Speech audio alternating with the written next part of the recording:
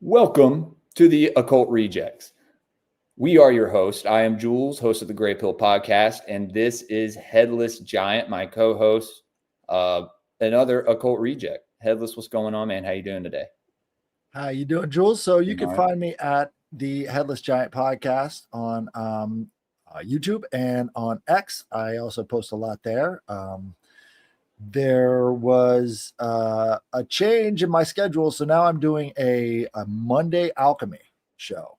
So if you guys are into alchemy and you want to find out how to do plant alchemy, I've got all the equipment ready, and we're going to have a great time going through all of that stuff on Monday. So it's going to be really interesting.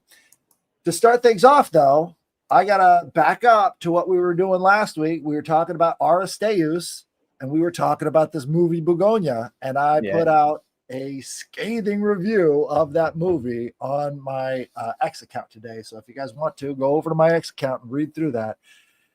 This movie is a complete bastardization of the Begonia ritual and everything having to do with Greek culture, which is very ironic considering that the director is Greek himself. So the way that he characterizes this whole thing is 180 degrees different from the original stories about it. It's more than an Orphic insult towards these people. It's saying everybody has to die if you don't do what we say. So definitely check that review out because it's pathetic. Don't waste your money on the movie. It's really bad. The acting was pretty good, right, from a lot of these people, but these are not relatable characters, and it's definitely a globo homo garbage shit show. So go watch it. But today, I was gonna say, you did go see that movie after our episode last week, and we started the episode off with a preview of that movie, and it looked pretty bizarre to say the least. But I could have guessed they were gonna take something natural and bastardize it, right? That's what Hollywood does. We're definitely used to it by now. But greetings, everyone, and good afternoon. Yeah, I did want to say he is the host of the Headless Giant podcast and also Headless's Mailbag every Thursday. I finally got the name right. So we are. I think we're talking today about Artemis. Isn't that right, Headless? That is correct. We're talking Diana. about Artemis, Diana, and the relationship between that and the rustic world. So Artemis is associated with the moon, associated with hunting, and associated with her brother, Apollo, right? So they're twins. So there's this twin aspect as well. Now, the Diana in Roman mythology is less about the relationship to her brother Apollo and more about the idea that the moon is the grantor of crowns and significant figures in the polity. So there's a myth and a practice that James George Frazer goes into in his book series called The Golden Bough about the dying and rising gods and all these different cultures, called this is the Golden Bough ritual, right? So this is like the central focus of his book. Is he found out about this thing in Roman culture, and it fascinated him so much that he went out to all the rest of these surrounding cultures and found similar dying and rising god myths. James George Frazer died completely penniless and whatever because he dared to question the orthodoxy when it came to the dying and rising god myth. He said it was not uncommon and that Christianity wasn't really unique in that regard. So he was severely punished for his interest in the ancient world. But where we get this myth is this place outside of Rome. It's a district that is dedicated to Diana. That's important, right? Because at this district, they would have this golden bough ritual where they crown the king of the grove. So the king of this ancient holy grove would be crowned there based upon their status as a fleeing criminal fleeing slave, or some other thing. So this freed man, either by his own actions or by the actions of other people, would then go to this grove, retrieve a bough off of the top of the tree, and then fight against the current king of the grove, and whoever won to the death, right, would become the new king of the grove. And it sounds weird, but actually it's at the center of American life, and we just don't realize it. So one of the things to the victors goes the spoils, right? I mean, it's worse than that. Like our always been the theme of everything. Our presidency is the king of the grove. Oh, absolutely. So the president is that guy. This election process is sort of like this retelling of this golden bough myth. And James George Fraser didn't even make that connection. I don't know why, but if you look at the top of the Capitol building, maybe we can pull that up here. Yeah, you want me to pull it up, or? Yeah, sure. So at the top of the Capitol building is this statue of freedom, this Lady of Freedom, right? And so this statue is a very important part of this thing, because it's sitting in this Minerva-like structure, which is made out of the paths that go around the Capitol building. Oh, there we go. Yeah, that's a good one. Now, this one was, this caused a lot of controversy in the day, because the president of the South, right? So the guy who was commanding the Southern forces insisted that she cannot wear the hat of the freed slave, which is the Phrygian cap. That's a phoenix on her head, bro. That is a phoenix on her head. Yeah. Right? Yeah. But this figure that they're showing here is sort of this Diana type figure, right? Mm-hmm. Statue of Freedom is really, really close to the Columbia type goddess, which we're in the District of Columbia, just like the District of Diana. And so Columbia is a syncretism with Diana, right? So it goes through a couple other phases over the years in terms of the literary syncretisms that they make. So Libertas would be another goddess of the Roman pantheon that is associated with Columbia. Does this have to do with the Statue of Liberty as well? Well, Statue of Liberty is a little bit different. She doesn't have some of the same things, but as you can see, if you go through some of the other pictures there, like the one with her standing in front of the Capitol, right? This is when they were doing the restoration. You can tell that she's got this Indian cloak that she's wearing, right? Absolutely. So this is like a symbol of the frontiers, right? She's a rustic goddess. Right. She's not just this goddess of liberty, she's also a goddess of the frontier. And if you look through all of the depictions of Columbia in popular media as this figure of westward expansion, you also have that frontier sort of spirit as well. So Columbia, Diana, Artemis, they're all kind of in this frontier or rustic goddess motif, right? And so as she's standing on top of the whole world, which is also very important there, this is the Globus Cruciger idea. They're saying we are the global empire, right? Mm-hmm. What they're saying is that, she's the goddess who gives us strength to go forward and conquer everything, right? So it's less about hunting and more about like hunting people. We can subjugate all of the people under this goddess of freedom. Right. But Jefferson Davis was very, very adamant, and he actually led a whole coalition of people to make sure that she didn't have the cap of the freed slave, the Phrygian cap, on her head. But these are eagle feathers again, and this is more of an eagle motif. Can you pull up a overview of the Capitol building? This is also really important, because what's under the Capitol. Don't get me started with the Osirian tomb under the Capitol. It's not that. It's got to be zoomed out more, because in the paths around it, you can see this massive owl structure. Hold on. All right. If you just, because like they try to obscure it, they try to hide it, but this owl is this Wait a minute. Minerval type symbol. Here we go. There we go. Yeah. So turn that, 60 degrees up, and then you'll see, or not 60, but 90 Well, yeah, degrees up. there's the owl's head right here, right? The That's eyes. the two eyes, right? Yeah. That's the belly, right, in the capital itself. And then belly of the beast, dude.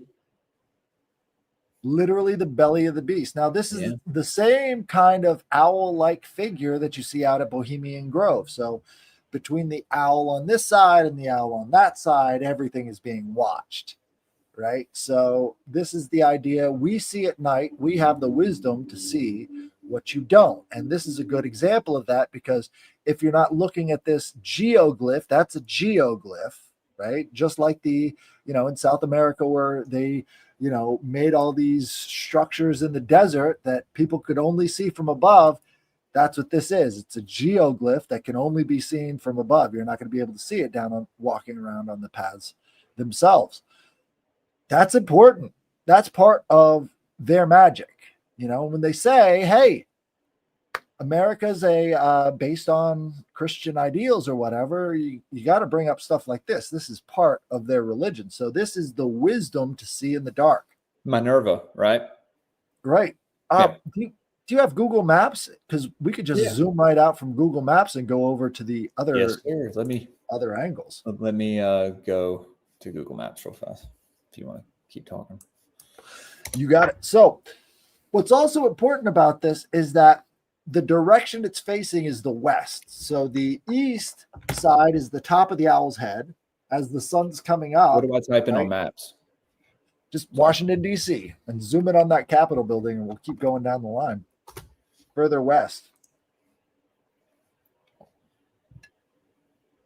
And again, District of Diana, right? Diana Nemorensis, this Diana place in Rome, right, is very closely associated to this place in America via the symbolism.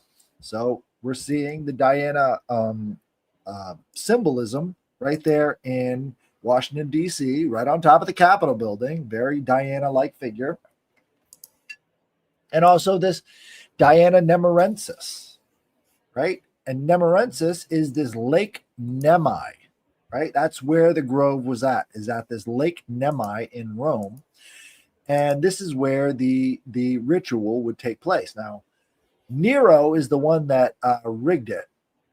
He rigged the ritual and then destroyed it for Rome, right? So he wanted to get his guy as sort of like the spiritual head of the Roman religion by rigging the King of the Grove ritual so that his guy could be like this high priest type figure. Well,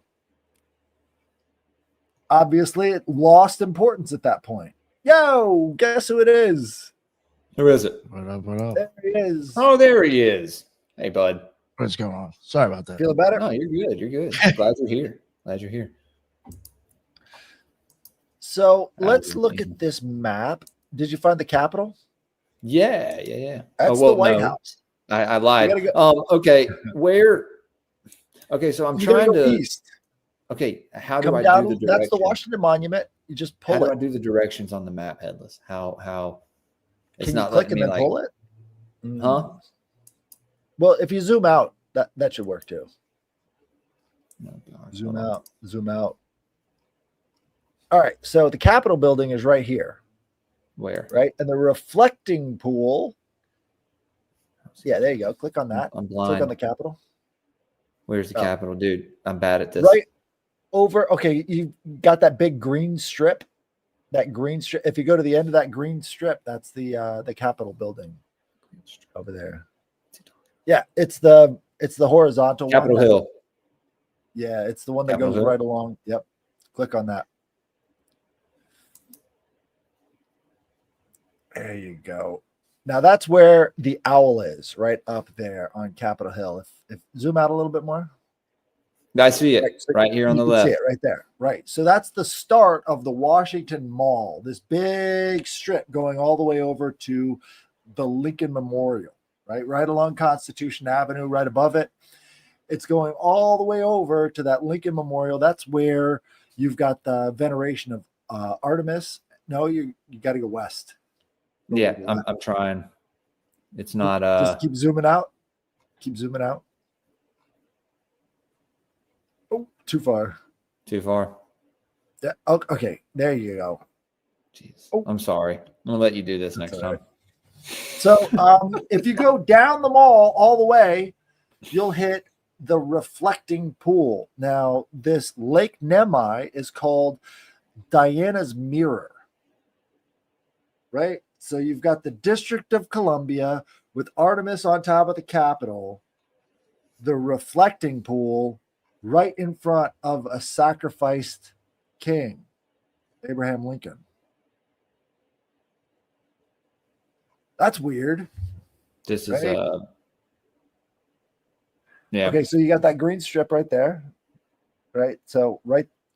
Oh, too far. I'm telling you, I don't know how to control this thing.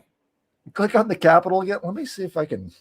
Yeah, you try and do it because it's not letting me scroll over at all. All right. It's being weird. I don't like it. No, sir, I don't like it. Yeah. I don't know what it's doing.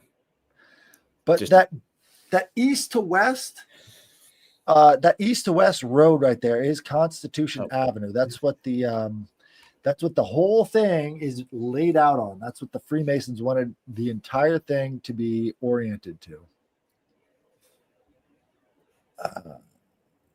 Here, I'm gonna if y'all want to pull it up, and I got it. Okay. So let me share my screen here.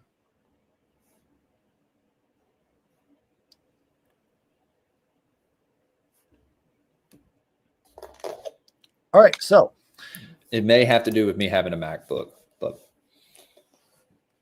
so right here in the middle of this procession, this Washington Monument right here, we see the Vesica Pisces, right? So this is two big circles right there with this vagina in the middle,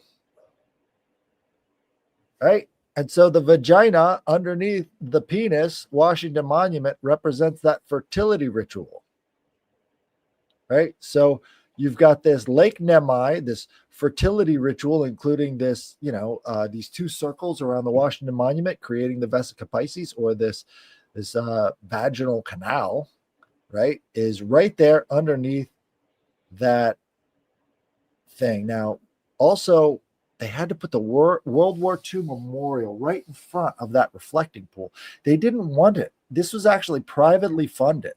So I think the Freemasons were pretty much opposed to anybody changing this Washington Mall. But this reflecting pool right here, man, you see how the District of Columbia almost makes a perfect square? Well, if you go down here, you'll still find the boundary stones. This was supposed to be a cube. She's supposed to be sitting on top of the cube in her district, right? The city of Seven Hills, Rome, Maryland, right? So it's no wonder they would put so much detail into this Roman thing and then have this Roman temple with this sacrificed king right at the end of that huge reflecting pool. So from the White House, though, right, we can see all these other shapes. Like you've got this pentagram right here. Mm-hmm. Yeah, I was like, yo, there's some wild stuff in there. Yeah, I'm pretty sure there's a compass and an apron as well. Well, the compass is actually on the Capitol side. If I could pull out there, yeah. So the Capitol side, it's actually part of the legs of the owl, right? So, is there a hexagram of Solomon anywhere? Oh yeah, that's further east as well. Figured that was over there. I could give a tour. I used to live in this area, so please, dude. This is great. This is fascinating to me because I know this exists, but I'm not familiar with the So particulars. this is the compass. You can see these two angles coming out from the feet of the owl right here, and then it goes out in the 60 degrees that you're used to seeing on that T-square and compass with the Freemasons. And then over here, well, again, right in the middle of all of this, that lines up right around 16th Avenue, right, is the Washington Monument where they're having this massive sex ritual. I see the Templar cross. I see the Templar cross. There are so many in this fucking thing. Yo. Sorry, I'm all giddy from this. I feel like a schoolboy. School child. Yeah. Okay, so the Star of David is over. Where is it? It's gonna pop out at you. Let's give it a minute. So it's really interesting. DC is laid out in this highly geometrically accurate fashion, but it stops at a certain point, and it stops over on the east side over here. There's a train yard that intersects the middle of the city, and it stops all of these geometric formations that they're trying to achieve here. Is that where the term across the tracks came from? I don't know. I don't know if that's the maybe not where it particular came place. from, but you could apply it to that. Very much so. Yeah. So what is the significance? Well, if you've been following the impeachment trials of Donald Trump, you'll know that they had to march the impeachment orders from the Senate over to the House in a funerary march. Yeah, I remember that. This is the symbolic death and rebirth of this King of the Grove ritual. They have to have this sort of funerary procession as a ritual to ritually kill off the king currently and then bring in the new king. So it's at the heart of American politics, and nobody wants to acknowledge this stuff because it ruins a lot of illusions. And Washington Memorial is right on that same center line that goes all the way through the pentagram of the White House, all the way up into this other stuff. Now, what's even more interesting is that it's not actually a pentagram.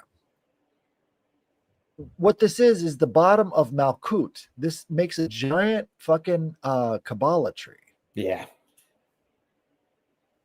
That makes sense. Right. That's terrifying. Dude. Right. They built it into the streets of your capital. Wow, man. Also, why the Society of the Cincinnati is so important is because the guy who designed this thing came straight through the Society of the Cincinnati. Everybody remarks that he was a Freemason, but no, he was part of the French chapter of the Society of the Cincinnati, which was the official cult repository for all of the all of the presidents. They have to join. They become members as soon as they're elected. And all of the offspring of the members of the Society of the Cincinnati, all of the male offspring, all become members as well. So again, these circles right here would represent the different Sephiroth. Right. Now, there's another interesting part over by Q Street. Q Street. Which is, on Q Street, you've got the Masonic Library. Wait, it's literally called like the letter Q Street? Yeah. So there's 17th Street. There's even a 17th Street not too far around. I didn't even know that existed. Okay. Yeah. All right, guys. So there's something you should know about the streets in Washington, D.C. This is going to fuck everybody up who tries to drive around there. Every single thing is doubled. Right. So you've got 16th Street Northwest and 16th Street Southeast. It's laid out in a pattern where they've actually taken all of these numbers and letters and then put them in different quadrants. So all of the Q or all of the letter quadrants are in one area, northwest or southeast and southwest, I believe, and then all of the number quadrants go from southeast over to northwest. So everything is doubled, which makes getting around the city fucking impossible. Yeah. I mean, dude, And having to drive around all of did not these know traffic that. circles and everything else. If I would have known that there was a Q Street in Washington, I would have known a long time ago that Q was a psyop instead of finding out, Still holding after that one. the first Trump term or whatever, when everyone was disappointed. Yeah. But definitely, it kind of tells you right there who controls that movement. That's wild. Yeah, this is crazy, dude. This is something that I've been wanting to look at. So I'm actually pretty happy that you pulled this up. Well, I think, this sort of exemplifies why she's so important in the Rustic Pantheon, is because she represents the frontier of everything, right? And to control the frontier is to have a state. You've got to have borders. You've got to have that ability. So this is at the central core of the processing unit, if you could say that, of how they, view themselves, how they rule the world. They have to have control over all the frontiers. Okay. That King of the Grove, man. Yeah, I've heard that somewhere before. Does that have any? And this may be a stretch. Does that have anything to do with the story of Robin Hood and all that, going back into the Green Man or whatever? Possibly. In some ways, there are literary significance, but you see that maybe that King huge of the Oak cross I don't know. right there. It's all this cross. Now, if you wanted to get technical, that would be like this cross of Henday, right? This is the thing that decodes all of it. And you can see those two legs coming out from the owl make this giant kind of egg shape around the whole thing. Let me see. That's wild. Yeah. Everything is encapsulated in an egg. So boom, and you've people got just need to learn cross to after accept cross after cross. Wow. So amazing. Well, This guy. It kind of looks like the Maltese. Well, no. Well, I don't know. It's interesting. That one picture that's over to the right was like almost kind of what I was trying to explain. I think it was with you, Headless, when I was talking about. Oh no, maybe it wasn't you. With the eyeballs, I have one eyeball and all this. Yeah, it was for the number dude. One eyeball. The two of them. How they will actually. It takes two to make the one vision. Right. Saying, I mean, it's right there. This is the first eye, and this is the second eye over here, right? And you could see these two. That's where these cross right here is this other kind of vision. So, damn, dude. Even those two, if you think about it, like those two, like even I wouldn't say sexually, but those two do create the one image too. So you know what I'm saying? Like, right. Well, this one is the male between the two. Yeah. This one's the male. This is the Washington Monument right here, and over here would be the female. Yeah. What's over there? That's the Capitol with the huge owl underneath of it, and the goddess statue on. Is that where the vagina is? That's where the belly is. If you think about the dome like a belly. Yeah, and what's on that dome? Isn't there like some kind of depiction of George Washington being like brought up to heaven or something? That's in the basement right there, and that is actually it's facing the top of the dome, and it's called the Apotheosis of George Washington, and it's on one of the lower levels in the Capitol building because the ascension is inside of the belly. They're giving birth to the homunculus, right? Yes. The homunculus. Yeah, are giving birth to the homunculus of George Washington. Let's pull this up real fast. Because I talked about this when I did my episode on Osiris. Right. Look at the three intersecting circles right here. You've got this one. You've got this one. The north circle, and then the south circle coming over the Capitol again. Another vagina. Lincoln Square over here, and then Abraham Lincoln's monument over here. Mm-hmm. All of this stuff was set out so perfectly, but also very impossible to fucking drive on. Oh, here's the Kabbalah triangle.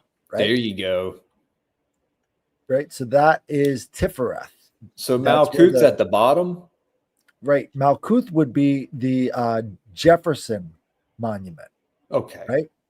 And then up here, this would be the Tiferet. That would be the White House. Oh shit. Right. And then right here, again, well, they're putting the phallus of George Washington right on the moon, which would go back to Artemis again. Right. Yeah, the Thracian moon goddess, dude. Bindis, who I was reading about, kind of had a lot of the same iconography to it. Think about the Babylonian Sin. Yeah, was well, the dude, god yeah, and the that's moon. in Sumerian story, it goes back to Ishtar and Sin, right? Yeah, and Ishtar would be a version of Diana, right? Yeah, and maybe like a dark version or something, because the Ishtar is a pretty fucked up entity. I'm not gonna lie. The stories of Ishtar, maybe it's how they're interpreted. I don't know. How many female planets are there? Feminine planets. One, two, maybe. Yeah. Which one is the well, other? Moon isn't a planet, but I mean it's considered in the 7 magical planets. Ah, there you go. They call the moon female and male in the Orphic hymn to the moon. That's a lot of things people don't say, Headless. I'm glad you mentioned that. There is a lot of male deities that are associated with the moon. Crowley thought he was Kafna Kansu reincarnated, and that was a moon deity.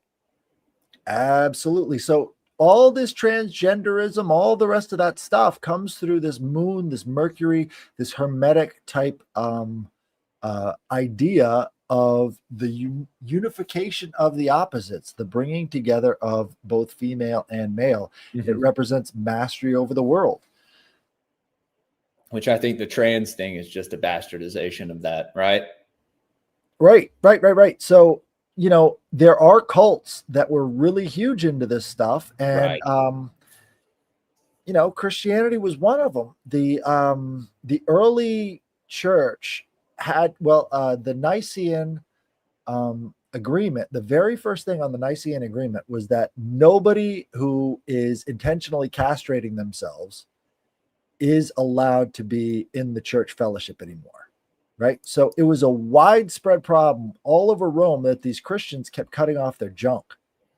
So they had to make it clear you're not allowed to do that anymore. Origen, one of the early church fathers, also self-castrated. So, it was a very big problem back then because they thought that getting rid of any of these temptations, this actually goes into the Begonia movie as well, getting rid of these temptations is the only way to achieve mastery. Right. In the Begonia movie, the main character, which is very non-Aristeus like, decides that he's going to give himself and his cousin a chemical castration because they cannot be distracted by earthly or fleshly desires for sex for them to complete their mission. And so he has to give him this chemical castration stuff as he's trying to distract him or whatever. And so this,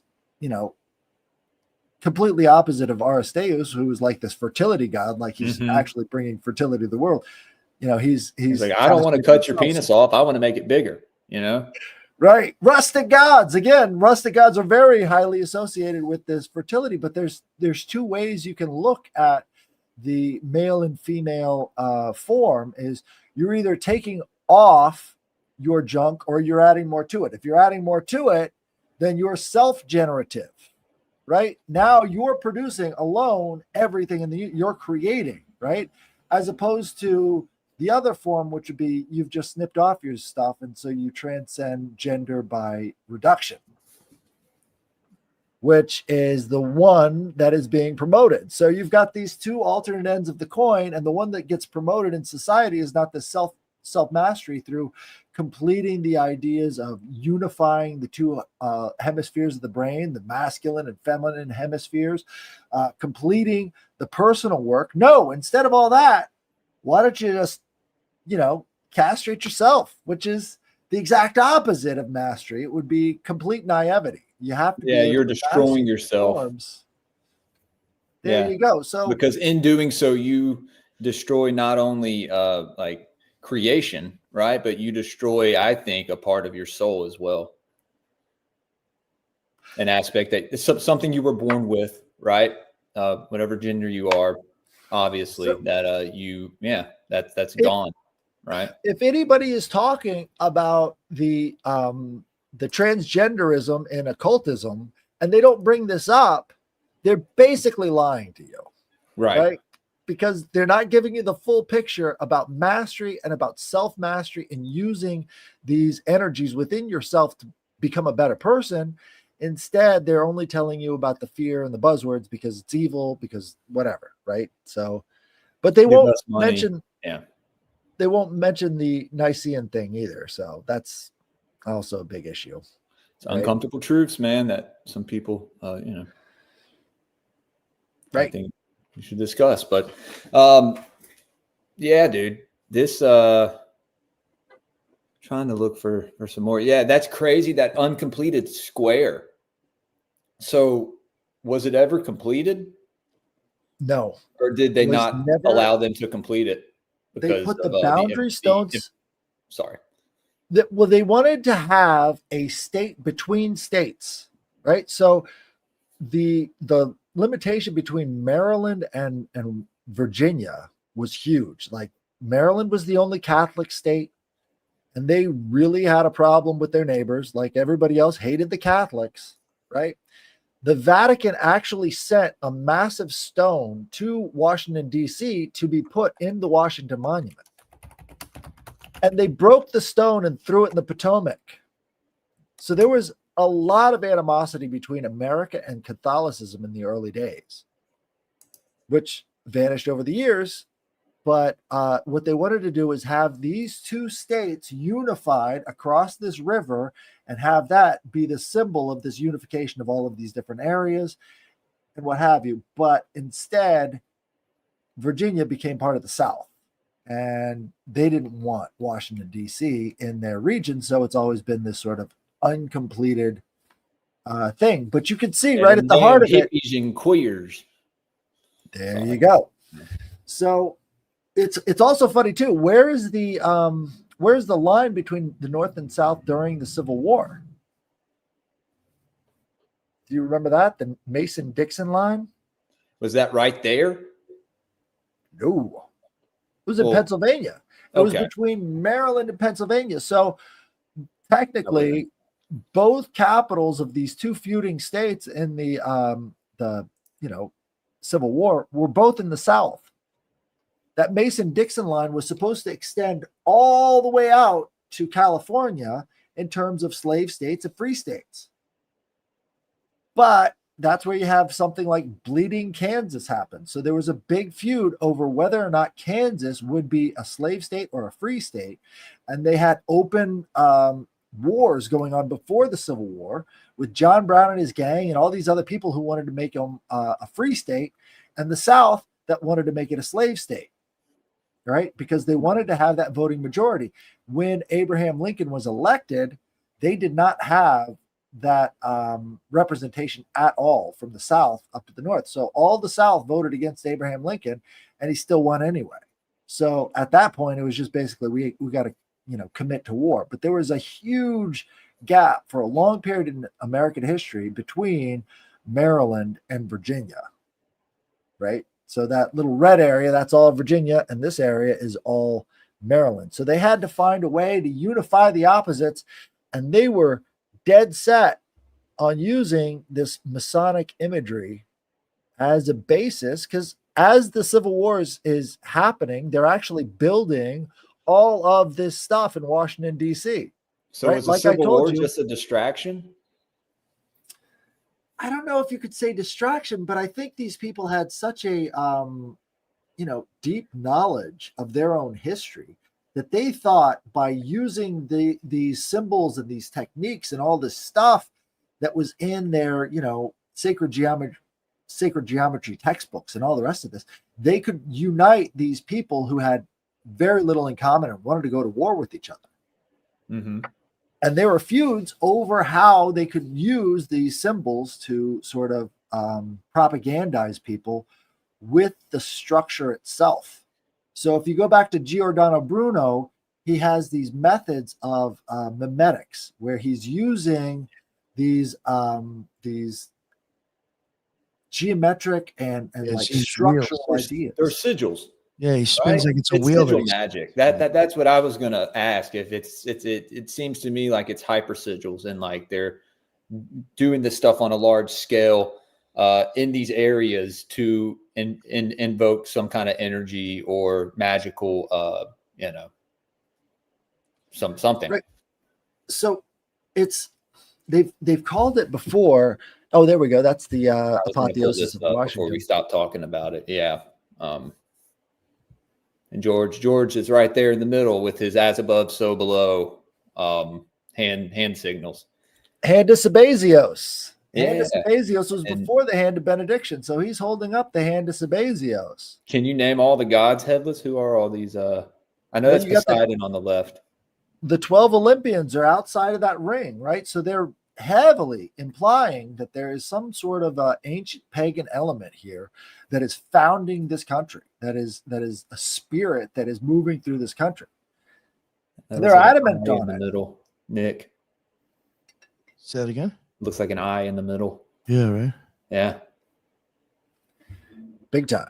definitely. Yeah, if you could zoom in a little farther, I could probably pick out some of the elements from them. But basically, That's about as yeah, far you've as got we'll go. Neptune over on the west, right? Neptune, So okay. he's holding up that trident, and let's see, there's got to be Hephaestus in Columbia, right to the south, right below George Washington. She's holding the shield and the sword, Literally right Columbia. under his phallus. right under him, exactly. And this is at the heart of the womb of the temple, right? So Okay.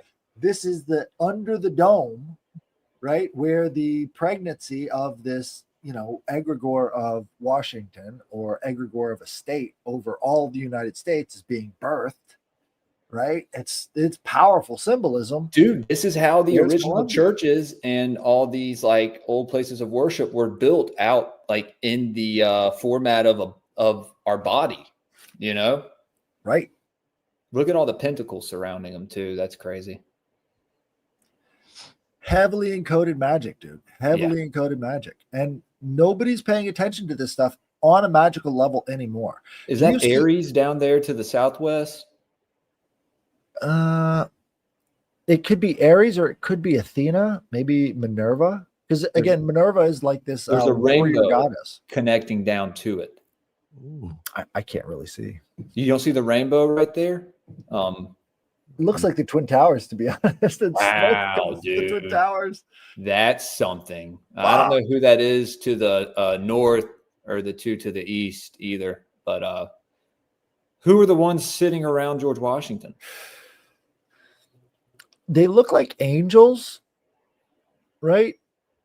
Lots of sort of angelic symbolism, but they could also be like, saints of the revolution or one There's of these 15 other. of them, I think. Hmm. No, I don't know. Just thought that was interesting since Mhm. since we are talking about Artemis.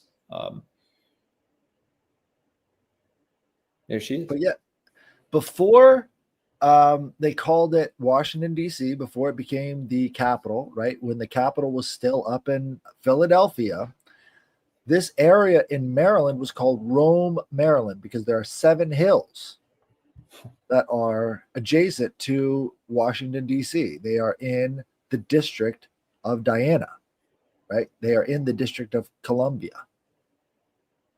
So all of this stuff is heavily spiritualized from the European ancestry. And if you look, that guy right below George Washington is carrying a Phrygian cap on a pole. I know. I was just about to say, dude. That seems like the same hat that Hermes wears too. That's the one that they refused to put on the Statue of Freedom because, what's not Jefferson? What's Hermes Jefferson Trisman. Davis? Well, Yeah. yeah, Hermes had one too, but Jefferson Davis insisted you do not put that on the Statue of Freedom because that is the sign of a freed slave. Well, We and will then not send that symbol. you were talking about the chicken. Well, how she was kind of depicted in the native garb. Look right to the right of this image right here, down here. And you have, this female with this headdress on that is very similar to the one with the phoenix on her head, you know? I think there is 0% chance that the founding fathers did not know that there was European contact before Christopher Columbus, and they were making them parts of their own tribe. They knew that the Creek were speaking a derivation of Greek. You know, they knew that there was ancient contact there, but they kind of kept it secret, except in works of art like this, where you could see that even though they're at war with these native tribes, they still consider them part of their own family.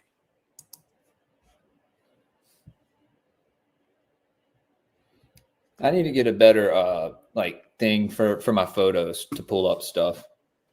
For some reason, Macs, they have very shitty like tools to use.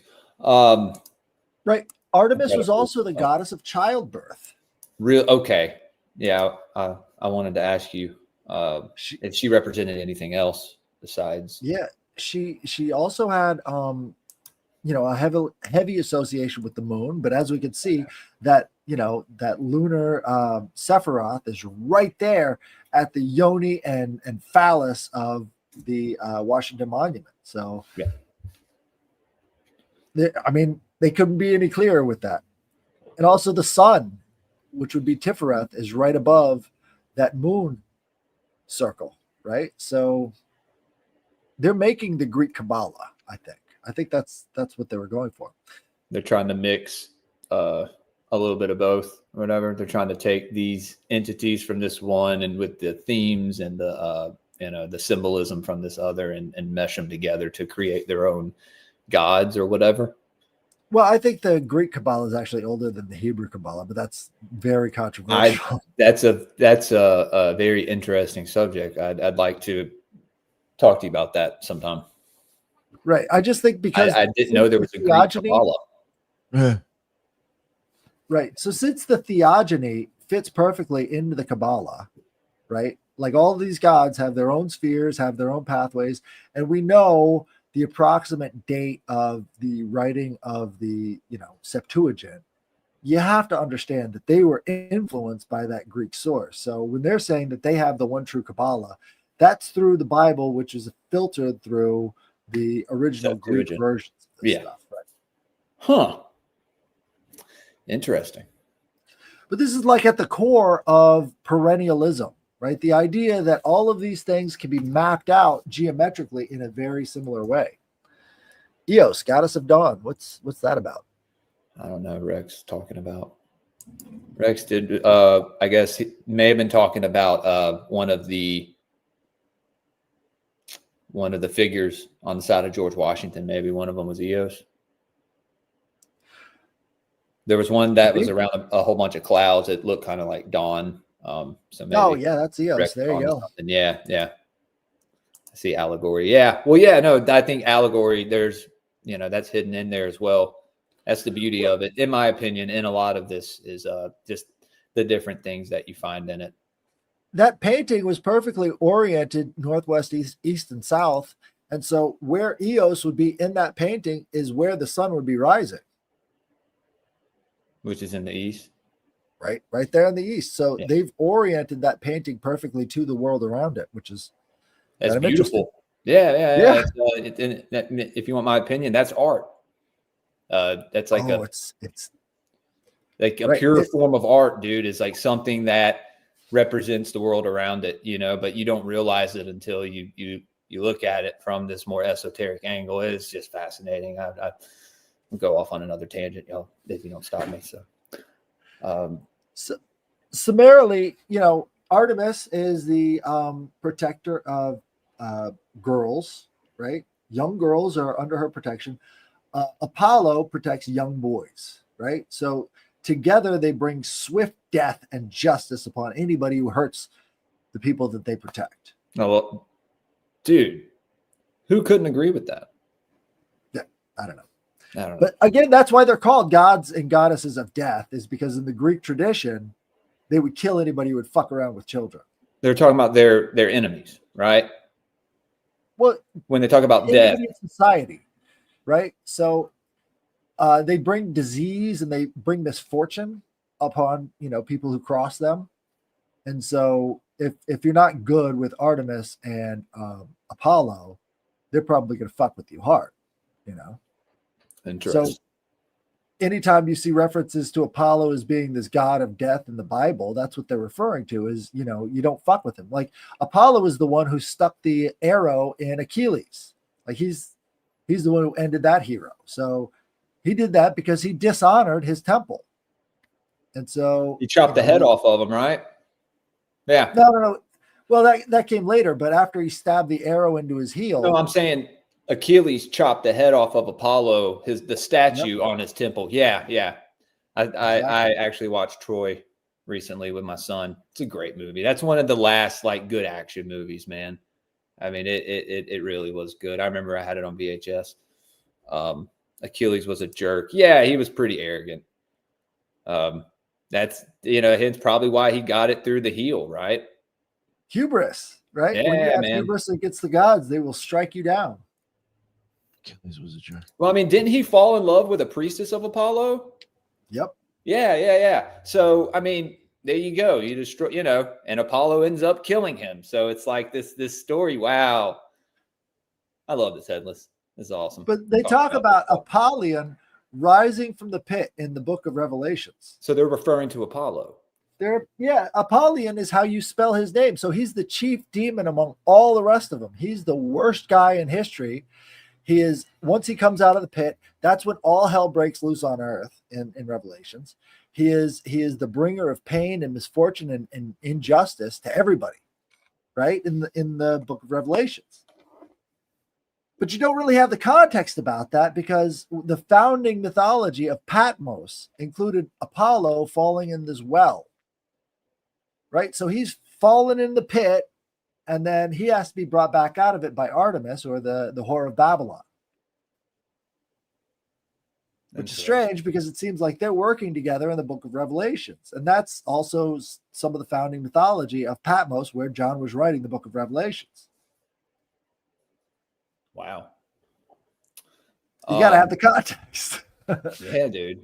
Definitely. People miss or forget context these days, and they just go. That's the problem with this fast content, in my opinion, that, you know, people base what they think off of a 30-second video. Right. You know, no one's going to go and read the book, right? No one's going to go and try to get their own opinion or their own view on these things, in which I think everyone should do.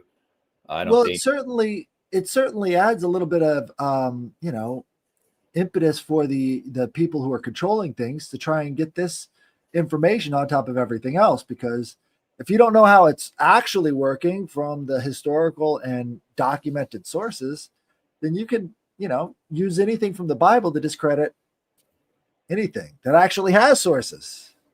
You know? Yeah.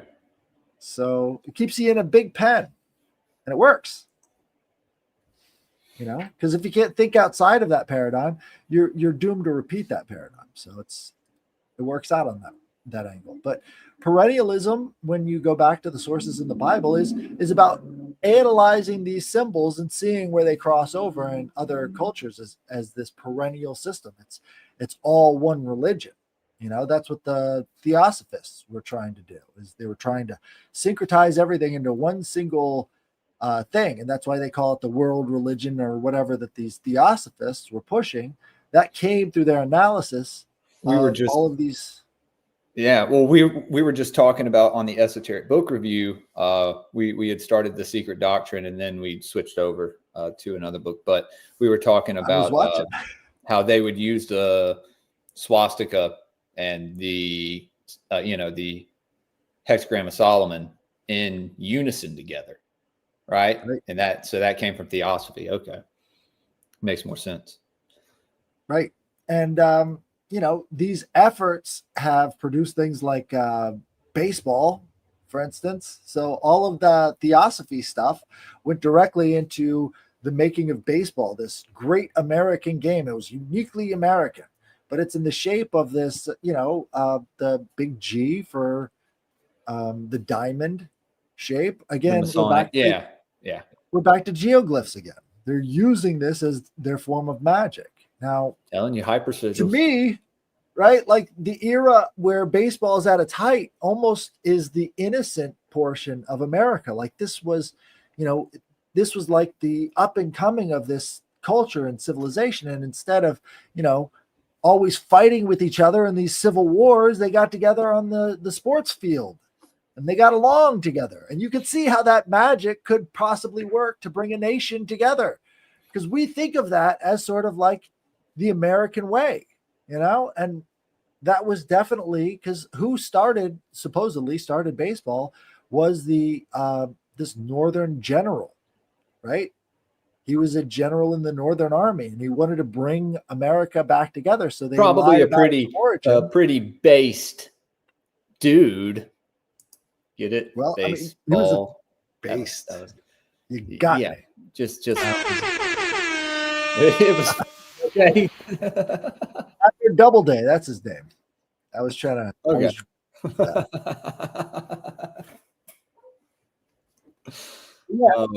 I thought is trying to unite the nation after the Civil War, and he comes up with this magical game.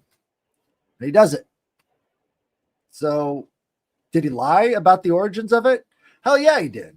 The whole story is bullshit. But it worked. It was positive propaganda, I think, that was trying to, bury feuds. Yeah. And this would be an example of magic that works. You see? And if you don't have the magic that works, what can you do to change things? Not a lot. So if you demonize this stuff and you're not able to use it as your own form of propaganda, you're fucked. You don't really have that agency in the same way that the people who make these successful spells pull it off. Intention is everything too, Same with prayer, Bingo. Guys. I mean, so if you have these symbols and you know how to abstract them and to create spells out of them through art and all the rest of the stuff, you make an excellent propagandist. When you can integrate all of these religious symbols throughout all of these years into geometric forms and what you're creating and putting out there to the world, you can actually make something that gets people's attention. What do you think, Nick? Subliminal messenger. I agree. Propagandas?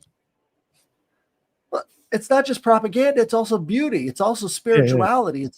It's all of these things that come into this form to try and create something, which, hey, I think that's what magic is. Hey, yeah. So Subliminal had a question having to do with the Artemis shuttle or whatever it was, being in between Orion and Apollo or something. If there was anything with that, I don't know. He said he was going to show up and ask in the chat. I would have had the actual question. He had mentioned something about it. Maybe it's something you can look into. Well, the first rockets were called the Saturn V rockets, right? Okay. These were massive. They were like, 6-story buildings? These things were fucking huge. These are what they were using to get up to, outer space. And then you had the Gemini rockets, right? And then the Gemini rockets were smaller. They were sleeker. They were actually, more efficient. And then, it moved on down the line into the shuttle rockets. So, there is a significance to these things. The Saturn V was the furthest limit that they had gotten to that far. So it represented that Saturn energy. And then you've got that Gemini, which is sort of like a mirroring of sorts, right? So it's of the Apollo Artemis story. Yeah. Right. And, you've got the divine twins, always as this ever-present force in nature is the polarity. Isn't Apollo... There's one god or one deity that you see in both the Roman and Greek pantheon. Is that Apollo or is that Apollo was worshipped in Magna Graecia. In fact, Magna Graecia is the bottom tip of Italy, right? So that was all Greece. Did you ever see how much Jesus looked like Apollo at one point? Hell yeah, dude! In the Vatican. depending on how close they were to areas that worship Apollo. In the Aquarian Gospel of the Christ, I know it's like a channeled book or whatever. People want to say what they want to. Christ is hanging out with this Greek mystic named Apollo. That's all I got to say. That we're doing that on Esoteric Book Review at some point, guys. It's going to be a banger. Y'all got to come open-minded for that one, and no dissenting opinions and whatnot. We're going into probably before the 3rd century, though. Yeah, I mean, you'd have to look into it. It's very interesting stuff. Could be fake and gay. I don't know, but it's definitely it's interesting enough for a read, in my opinion. So in the basement of the Vatican, they have images of Christ as Helios. Let me see if I can pull this up for you guys. Which is really interesting. Helios is this sun goddess or sun god that has the rays coming out of its head, kind of like the Statue of Liberty. Stop screen and try again. Substacks. Share screen. Vatican Helios. Here we go. So this is Christ pulling a chariot with these sun rays coming out of his head, surrounded by all of these. I think they're oak leaves. Could be. I'm not sure. But this Probably is in oak leaves. Yeah, probably. Yeah, so this was in the basement of the Vatican. This is the kind of Christ that they were worshiping back then. And it's far more Roman. Looks more like Mana's. Right. Right. So this is early Christianity is far more Romanized. Yo, if you were over by the Visigoth areas, that motherfucker looked like he had hips on him and man boobs. Yes, sir. Wow. Yeah, The divine androgyne depictions of Jesus, especially depending on where you are, because you got to look like their God. I mean, it's just right. In the image of their God, right? Yeah, I mean, they do it. Makes sense when they make Mary wasn't huge until ISIS was a problem. Damn, right. That's a whole nother rabbit hole, dude. That's a whole nother episode. Also, why they would demonize Apollo so much in the book of Revelations, because you've got to now eliminate that influence from tainting Christianity. No one said that. I said in this book, he was hanging out with another mystic, and that mystic was named Apollo. No one said Jesus is Apollo. Right. So this Apollo Helios imagery kind of indicates that they wanted Catholicism to mean what it means in Latin, which is universal. They have to be the universal religion and to get as far out there as possible with how you relate to these other cultures. I don't know if you guys have ever heard of the Hunab Ku. This is great. So the Hunab Ku is this imagery from the Mayans. That picture right there, Headless, is very interesting that they had that underneath the Vatican. Because I've been looking into what you would call like the men of the oak trees or the oak grove, or what. That's why when you brought up the King of the Grove, I was like, wait a minute, this is very reminiscent of these Druidic, initiates. That is very, very similar to early Christianity iconography and symbolism. So, Yes, sir. So this is the Hunab Ku symbol. This is the Mayan yin yang sign, right? And so this Mayan yin yang was also another thing. It was standard Yucatec Mayan orthography. It's a colonial period Yucatec reducto term meaning the one God. It is used in colonial and more particularly doctrinal texts to refer to the Christian God. So since found frequently in Chalam Balam of Chuyamel, a syncretistic document heavily influenced by Christianity refers specifically to the Christian God as the translation into the Mayan Christian concept of one God to use and enculturate previous polytheist Maya to the new religion.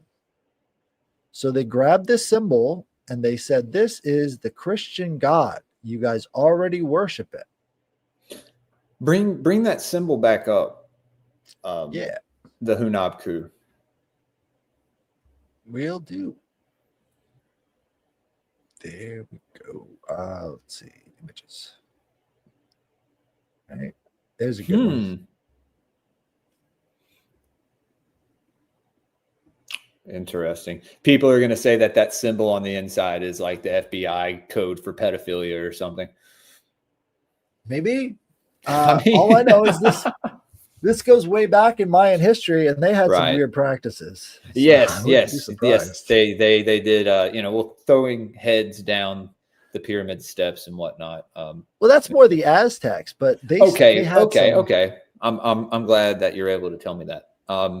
There's another thing I do want to mention with that, though, is that even from things that I've noticed, just looking at certain ways of people visioned what's going on out there, there was a point where they did think the sun and the moon might have actually kind of spiraled around the planet, or like there was like spiraling going on. It actually wasn't.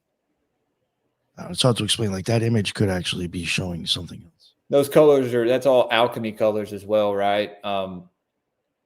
That we talked about, that we've talked about before. Let's see. That's interesting. How people are getting it tattooed on them. Yeah. It's a really popular symbol because obviously, it's very much like that, yin yang, like union of opposites. It does look like a yin yang. That combination of makes sense. It's interesting, man. I probably know the least about South American culture from their ancient past. It's very I got another DC reference. A little bit about the serpent mounds and like Quetzalcoatl, the plumed serpent, and his relation to Thoth / Ningazita, Tahuti, who they kind of venerated then. And he, there's the ancient alien theory of him bringing the Olmecs with him to restart civilization. And that this is a son of Enki, who you could say, I don't know, is the like archetype of Prometheus, maybe. I don't know. Anyway, what's this? What do you think it is? I don't know. That looks like an Olmec head. No. The 2 bars and 3 dots. What is that? Dude. That's Mayan for 13. That's Mayan for 13. So the 3 dots are the 1s, and then these 2 are 5s. So that's how they did their numbering system. That's fucking weird. Kind of like that. I mean, if you were to grow up knowing this numbering system, I'm sure it would be very easy. But just looking at it. What's that? Whose flag is that? That's Washington, D.C.'s flag. Get the fuck out of here, dude. Yeah, dude. 13 stars, 13 bars, 13. All so 13 over the fucking place. But they took that symbol from the Mayans? No, that's actually George Washington's coat of arms. So he took that. How could his great-great-grandfather take that? Great-great-great-great-great-grandfather in England. I have no idea. They had contact with Americans. This is not uncommon. They had a lot of contact with America. They had European voyages going back and forth. They knew about these people. That's why they have him up on the dome where he's being turned into a god. Yeah. Oh, look at that.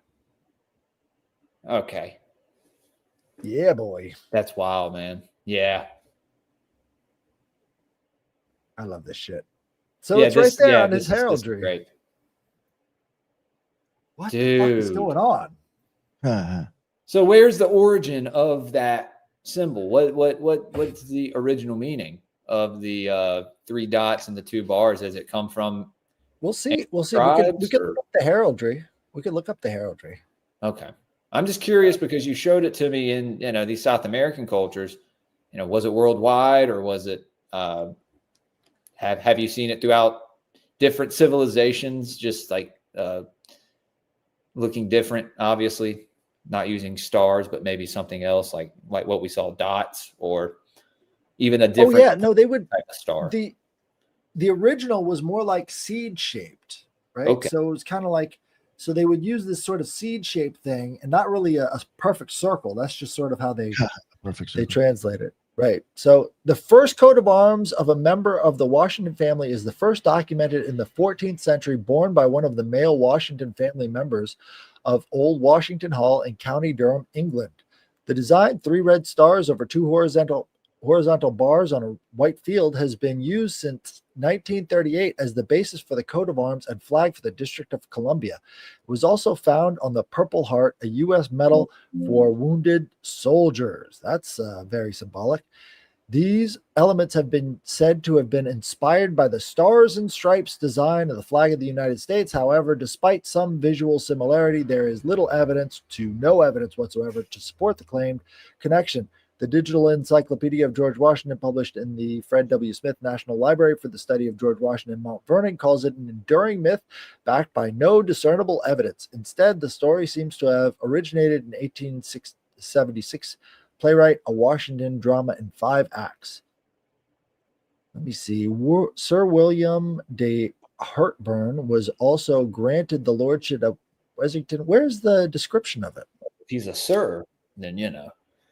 Oh, well, here's the thing about Washington is he signed the Declaration of Independence, and like 14 of his 16 ancestors were all signers of the what's that called? The Magna Carta. So you don't say. Right. So these guys are declaring independence over here in England, and then all of those guys come over here and they're doing the same thing over here. That's and interesting. somehow these guys are related, to these guys and bloodline families, right? Yeah, but we're not. It's been like this. Last night I was saying how Game of Thrones is a great representation of how the elites handle like the behind the scenes. Like who runs what. Who marries into which bloodline. It's from like these houses, right? And then the main house being like that of the dragon, or like of this symbolic serpent stuff, which obviously spans much farther into other cultures. But I thought it was a pretty good example. It gets really national treasury really fucking quick. I'm sure. I got to rewatch that movie. I need to watch that with my son. That'd be a good one. That blows his mind. May confuse him. I don't know. It's good. It opens the mind. Like we think of our history as mundane. It's very magical, but you got to know this stuff so that you can see the magic. There's a lot. Absolutely. You can't discount it. I mean, that was what I was saying earlier with the whole, the certain narratives that were fed, who's feeding us these narratives and how long have they been feeding them to us? And, you got to be able to discern between what's real and what's not. It's very hard. And I was talking about this on a recent episode. I can't remember with who, but about AI now. And I hate this Sona AI shit. I hate it. I can't stand it. It's very low frequency. Oh god, very, shit very, that very gay. With it is and I don't like it. You know what's crazy is that I have it, and you have not seen me make one video with that shit yet. That's what I'm saying. I pay for ChatGPT, and I have not made one of those new Sora videos yet. Like people have been telling me to make thumbnails with AI, and I'm like, dude, I'd rather make my own thumbnail with this app, and just it looks how it looks, but it's it's kind of a DIY thing. I've always been real punk rock about everything. I don't know. There's a lot. It's authentic. Thank you, Headless. It is authentic, and that's what I just said about the DIY. Do it yourself, guys. You don't have to rely on any bigger entity to give you. I'll be drawing stick ideas, figures. So unfortunately, ChatGPT. Well, hey, I can't draw worth the shit, so I just use. Headless, you're a great artist. I heard, guys. That's the point. Like now is the time to make really bad art because really bad art is authentic and people know it's not AI.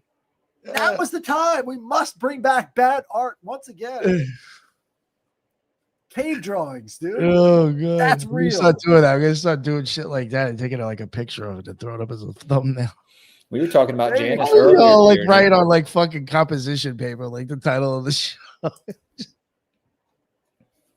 Get What the do you mean? crayons Oh, out, dude. yeah. How I'm always like, hey, bro, you got a thumbnail? Yeah, I'm gonna do that next time. I'm gonna send you a picture of like my thumbnail. That's what I mean. Dude, oh no, it's always they're fun to make. I don't know. I get you. But hey, so It who are opens we up gonna be new talking about horizons, next week, guys. Headless? I guess Ah, Apollo. next week. It'd Apollo's only be not one of right. the rustic gods. Oh, he's not. No, it's Okay. Artemis. That's the Learning rustic something new goddess. every day. Right. So Artemis is, but Apollo isn't. Right. Okay. Interesting. Right. Because she's out there on the frontiers hunting deer. And Apollo's more like war. And he's also the god of Delphi. Right. So he's the god of prophecy as well. He's always depicted as being surrounded by the muses. The 9 muses are his in the depiction. So all of the inspiration that comes through is related to Apollo as well. And, that's something. I was listening to a podcast about the muses from K.Y. Dickens, and she was talking about how these muses are more real than people think, right? So this is the telepathy tapes lady. She was thinking, what if inspiration is a type of telepathy, and actually these muses are coming through these ideas you have in your head, so clearly like a non-local form of consciousness. So what if that's what they were doing back then? That's what these muses represented. It was a connection with non-local consciousness for the purpose of having epiphanies and seeing the world differently. I think that's kind of interesting. Yeah. Makes sense with music and sound in general, and that's where Bingo. Muses, like music.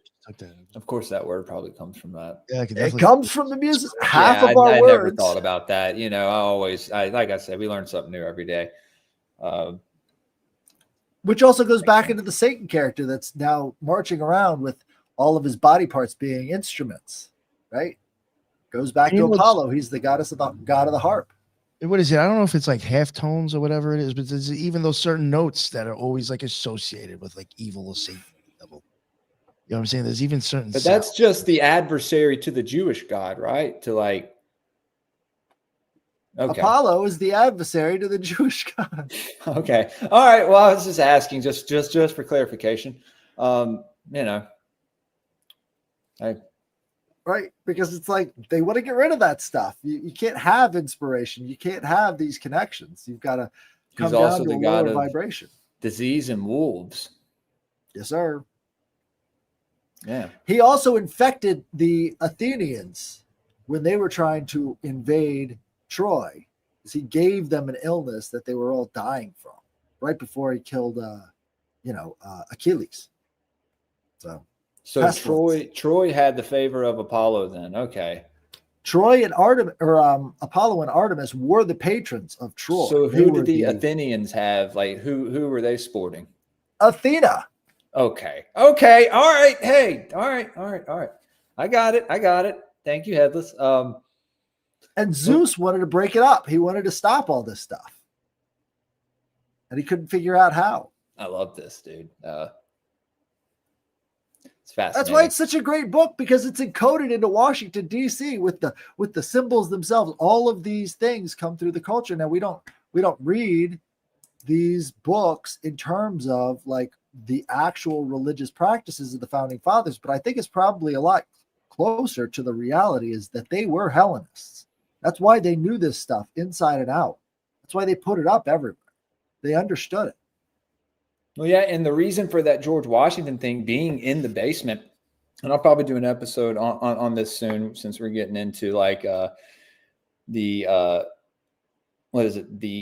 Grail Kings and the Round Table and all that stuff, is that these guys in these mystery schools that were at the top, like King Arthur was known in some of these mystery cults as this like resurrected God King, right? And so he would go, him dying was symbolic of him going into the underworld and like transgressing through all these mysteries and the symbolism and decoding it for his fellow initiates back in the physical, on the physical plane. And so when they would descend to the underworld, they would know how to, not be afraid and kind of have this discernment of, these entities and symbolism. They would know how to read the symbols, right?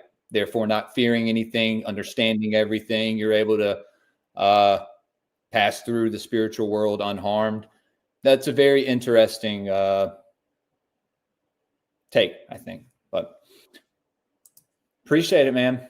Very good conversation, gentlemen. Yeah, we appreciate you guys coming and hanging out with us.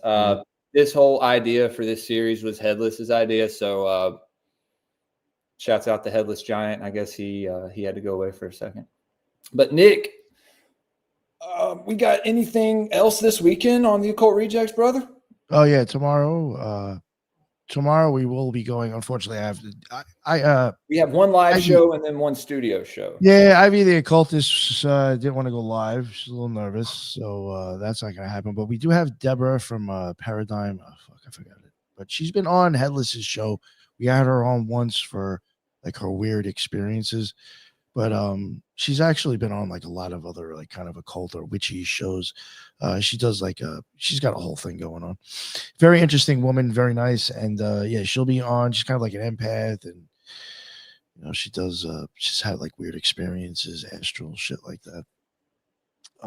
We got that going on, and then the 14th we will be covering Serpent in the Rainbow. It should be the whole crew of the Occult Rejects. I'm gonna watch that movie. Yeah. I'll watch it today. Yeah, I sent it in. Like I said, I sent it in the chat too for everybody.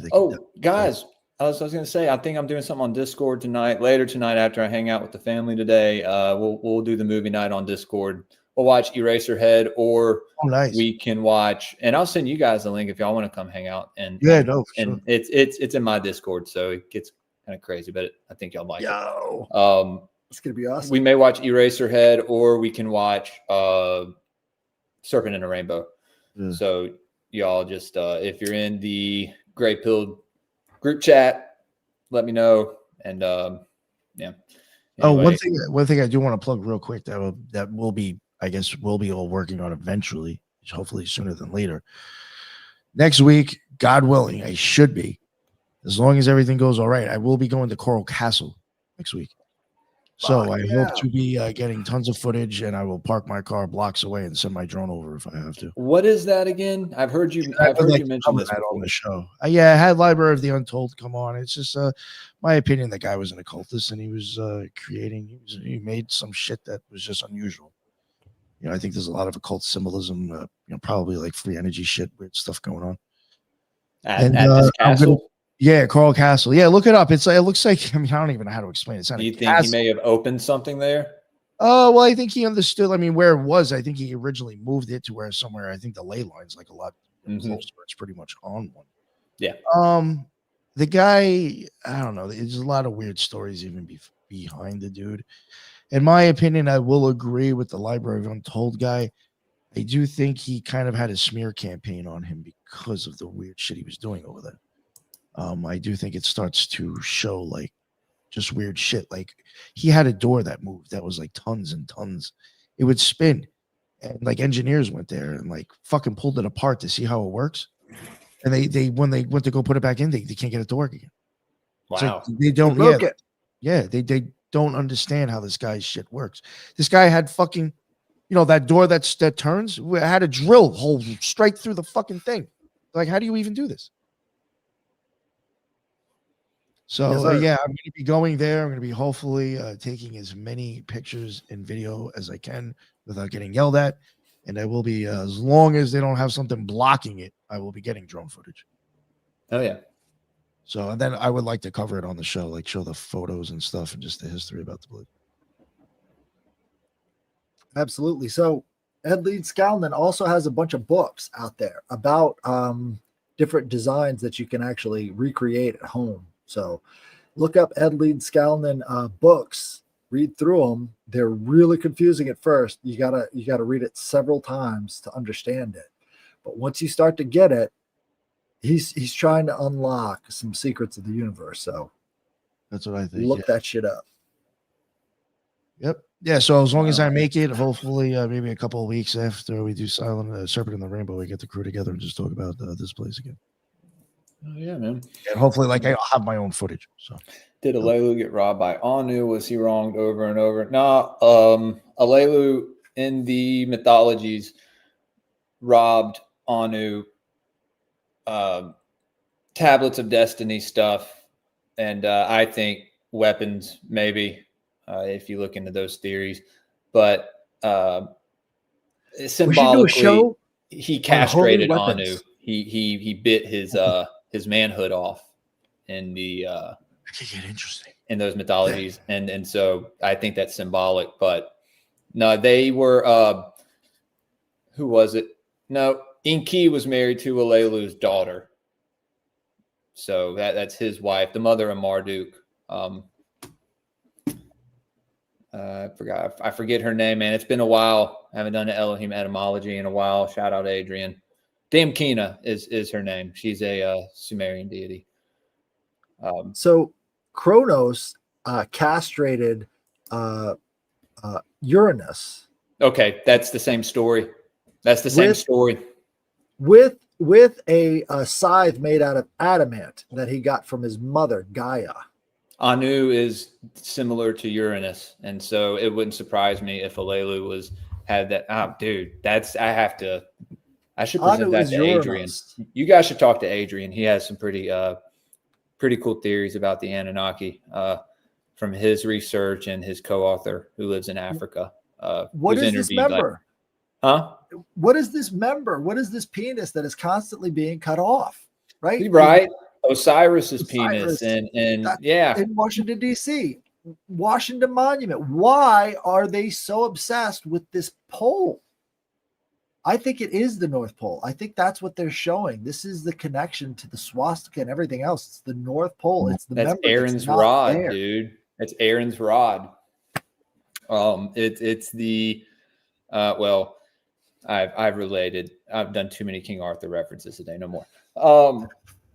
But yeah, the sword and the stone. No, well, there's many symbolic references to that, but yes, that could represent your sword. Well, it's you stuck in the most crystallized of elements, right? In the material world, obviously, our spirit stuck in these bodies as well as here on this plane. And you got to free that.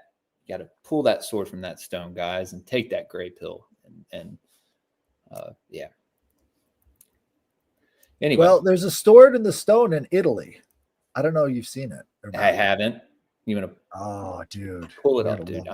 The Headless Green Knight. I'm doing a Green Man episode, guys. We're talking about how the head of the Green Knight was venerated, and this could be the head, right? The penis head. I don't know, or the actual head. Place of the skull, Golgotha. Dude, yeah. I mean, dude, this is wild. This is in Tuscany. This is the real sword in the stone. Let me go try. The legend of Monteseppi, the sacred San Galgano sword in the stone. Dude, I was so hoping that you were going to go there and film this thing. Are you going back to Italy? Yes, I am, for sure. Oh, yeah. Do you have family there, Nick? No. Oh, well, no, I do. It's just I'm not about to go visit them. I hear you. That'd be a whole to-do. Yeah, well, it's just two totally different types of people. I figured. Yeah. I didn't think about that. But no, definitely would. No, I was gonna actually. I even told Headless at one point I was gonna go. I was like two or 3 months ago. I was actually like booking it and everything. I was gonna go for like almost a month, but then I kind of had all these events come up like as an option, and I was like, let me not blow thousands and thousands of dollars and go to Italy and advertise the podcast instead for a few months. And instead, I went other places and saw other things. But no, eventually I am definitely going back. I would really like to go back to Rome again, actually, even though I was already there for a bit, and a few other places. So this guy, he got his arm ripped apart by wolves. Tell me that's not symbolic. And he also found the stone. I have to get into the folklore of it, but it's really interesting and highly symbolic. This is all in Tuscany. And if there's a link between Tuscany and England, I was gonna say there's the Tuscan Knights, dude. The whole, yeah. I mean, these orders of knights, bro, like who knows if they all had their own sword in the stone that they all went and tried to pull, and there were these ancient relics that help. I don't know, dude. I'm just now starting to get into this stuff. This is a deep dive that I've been wanting to do for a while. I'm very happy that and you guys have influenced me along the way to kind of do it with the stuff y'all talk about. So nice. Yeah, someone said tire. Does that look like the city? God, I don't know. So it's located in the Montesepi Chapel in Tuscany and is associated with Saint Galgano. Headless, unlike this guy. Yeah, that's the guy who was attacked by wolves. Oh, there's a whole story about him. Yeah. The knight Galgano Golgati was a knight who had a change of heart after a vision, and a sign of his commitment to a new peaceful life, he thrust his sword into a stone. Wow. His action turned the symbol of war into a symbol of peace and devotion, they say. After his death, the chapel was built around the stone at the Montesepi Hill, and he became known as San Galgano. The ruins of a larger abbey built in his honor can be found at the bottom of the hill. I'd love to visit that place, man. I bet the energy there is something. Right. Wow. But he's putting the symbol into the stone instead of taking it out. Yeah, that's very interesting. Very interesting. Gives it a whole new meaning in the way, you know? Right. But yeah, anyway, I didn't know if y'all had anything else on the subject today. This was a banger, dude. These episodes keep getting better and better the more I learn about this stuff. So I appreciate you guys hanging out with me, talking about it. Thank you. Absolutely. I think these rustic gods are just the beginning. Once you start to understand that these are the frontiers of the human mind, right? These are sort of where we interact with, new ideas and new thoughts that are coming into our heads. You can kind of understand why you have such huge explosions of creativity around like the rediscovery of these old ways. It's like once you start to understand these symbols and how they relate to the rest of the universe, you can actually use them for you. And a lot of people did to create the world that we see around us. It's highly linked to new thoughts and new associations, mind expanding. Tyranny, you just this makes me think of a whole nother story. You just maybe connected something for me. Thank you. We're not going to get into that. Was it the biting that connected something for you? No, it was the second in line and basically stolen birthright. I don't know. Yeah, that is what happened. It was all about who was ruling in on Nibiru, right? In this other, I think another realm. If you want me to be honest, I think the alien thing maybe, could be a psyop deception. But these stories, these mythologies, I think there is some truth in there, especially with the certain deities that you see in all these ancient cultures. But like I said, yeah, Elohim etymologies, Tyranny. I'll be doing those again soon. But anyway, did you guys have anything else y'all wanted to plug? Or check out tomorrow's show on the Alchemy Mondays, because I'm going to be making tea in the Soxhlet extractor. You can do anything with the thing, but it'll be awesome. Get some big content. You got a vacuum pump. Yeah. Well, that brought back memories when I was fucking making steroids in my kitchen. Dude, they made me come down and sign for that thing. Nice. They made me Hey. come down and sign for it. They would not leave it on the porch because apparently the vacuum pumps are highly coveted in the drug making market because you can lower the temperature of anything that you're trying to boil to a degree that it's not going to be as dangerous. So these vacuum pumps keep the danger levels way down when manufacturing anything with this lab equipment. You're like, no, bro, I'm not making drugs. I'm just doing alchemy. I was just going to Something say, completely I was an different. alchemist before I even fucking knew it, dude. Everybody is. You got to rediscover it. So the people that cook methamphetamine, are they alchemists? They are Methanists? certainly alchemists. I was using the stove for Methanists. my shit. I literally had a beaker with stuff on the stove and mixing it and dissolving crap. And then I was filtered it. It was fucking pouring. Yeah. I had a vacuum sucking this shit through a filter. Yo, that I had 2 dudes bottling up the shit for me because I had so much to make. I couldn't do it. I was paying people. Yo. Don't get me started, dude. Don't get me started. He's like, yeah. My younger days. I am only 33, but I was a very wild young man in my later teenage years, my early 20s, before I had children. Illuminati confirmed. Yeah, guys. I took the deal, So Yeah. I'm doing so well. I'm in a 1-bedroom apartment. somebody probably clipped that. Anyway,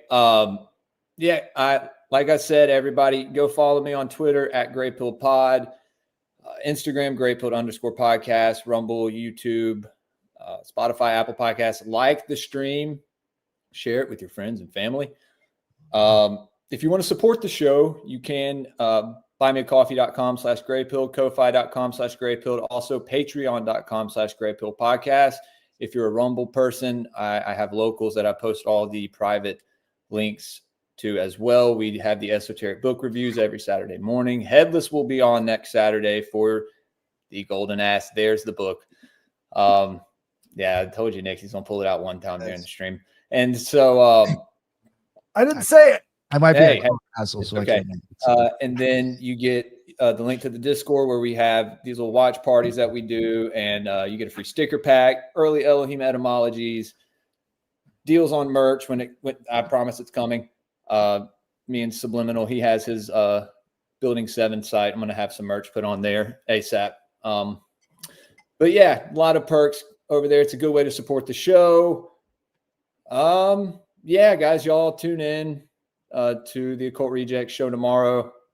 I guess, that's 5:00 Central, 6:00 Eastern. Hell yeah. And then I'm doing a show tomorrow. I'll keep people updated. Don't know yet. But this was fun. And go check out the stream from last night I did with my wife, and Season of the Rat, and then Conspiracy Extremists came on at the end. We had a good time. Anyway, guys, y'all stay Greypilled. Y'all got anything else to say? Y'all good? Oh, check out the trilogues with me, Ethan Indigo, and Ricardo tomorrow. It's going to be a good time as well. And share these streams. Like and share, dude. What are you doing? Yeah, definitely. Go post them up in some Facebook groups or some shit, too. Yeah, I only streamed to YouTube because I didn't know if you wanted it streaming to the Facebook, but next time we can do the Facebook. Oh, too. yeah, no. All right, everybody. Later. Happy Saturday.